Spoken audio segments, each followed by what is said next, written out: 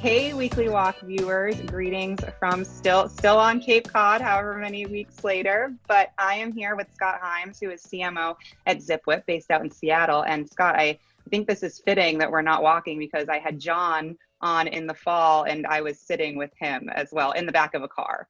So That's great. yeah, so I think it must be a sign that I'm not supposed to be walking with anybody from Zipwhip. So Well, thank you for being here. So I know that you folks recently just launched your first sort of self-serve offering, getting into the world of product-led growth, and I'm sure we could do an entire video based on that alone. But it would be great to just hear a little bit more about, what that process looked like, how it's been received in the market, and yeah, tell us all about it. But a short version of all about it. the condensed version. Well, it took Yeah. almost 18 months for us to launch it, so it Wow. would take a whole series to tell the full story behind it. But really, the strategy was to build a highly efficient Mhm. acquisition channel for low ASP, primarily SMB customers, and then to leverage that as a flywheel that will help us drive opportunities and upsell into mid-market and enterprise Mhm. sales.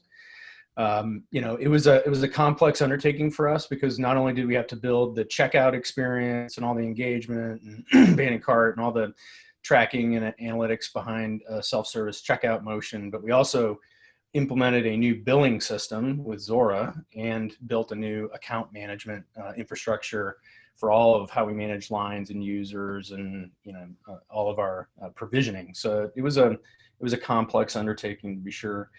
It's been going well. Right out of the gate, we started signing up new users, mostly small companies, and it's just amazing to see the variety of small businesses signing up every day in the checkout experience.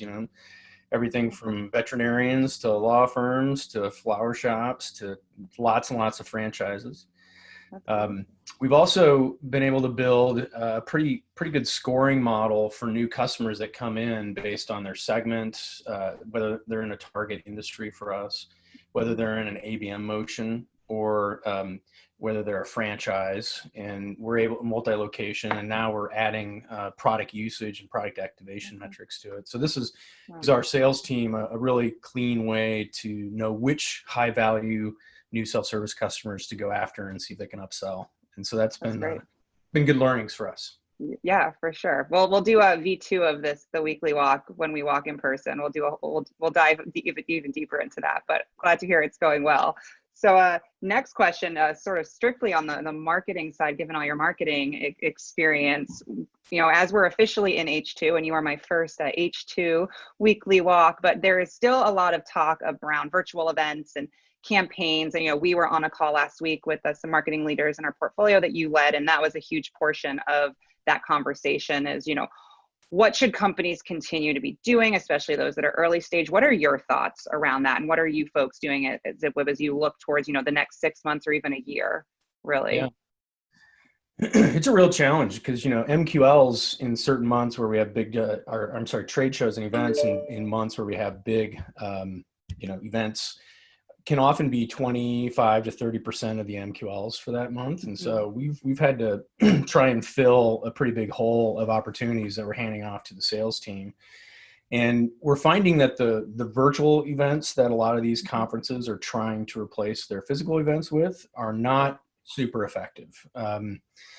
It's hard to get virtual attendees to come into a virtual booth and leave their information. And we've had some good success on the speaking engagement side of virtual events where we've had a couple.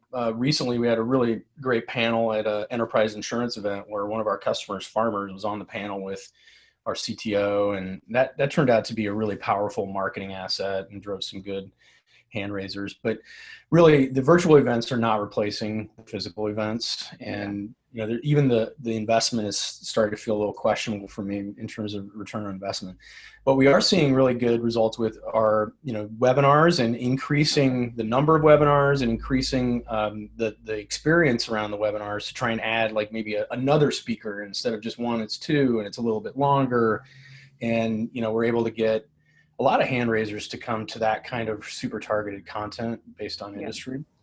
Um, I I have had some of our peers talk about partnering with other companies to do collaborative events that have been Yeah. successful with other brands and trying to leverage each other's promotional lists to drive attendance. Mhm. Also, lots of lighter weight events like, coffee meetups and, So, happy hours or office hours or brown yeah. bag lunch kind of virtual things where you're Yeah. targeting a small group, maybe even like a set of accounts in an ABM motion to come to a lightweight content experience and see if Mhm. you can get them to advance down the funnel. Yeah. But yeah, it's a challenge, and we've been actually looking at event platforms pretty Okay. aggressively to think about hosting larger events, maybe even a Mhm. customer conference virtually, Yeah.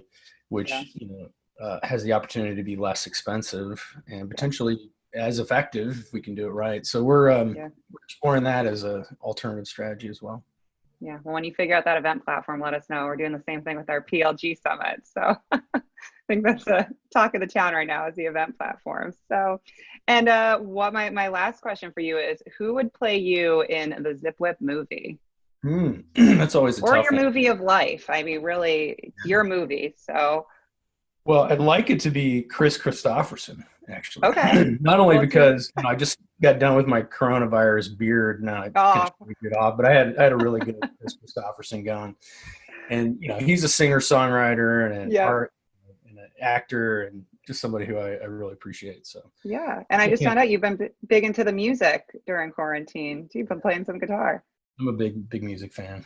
I think for the next time, if I had known, we would have had you on here playing us a little jingle Okay, well too. maybe next time I, I'll put stuff I, on. in person. We'll do it in person. You can play us a jingle. We'll walk. We'll play guitar. It'll be great. So, I'm down so with that. Scott, thank you so much for being here. Weekly Walkers. I hope that you are doing well and the start of summer is treating you well. And we'll see you all soon. Bye, guys.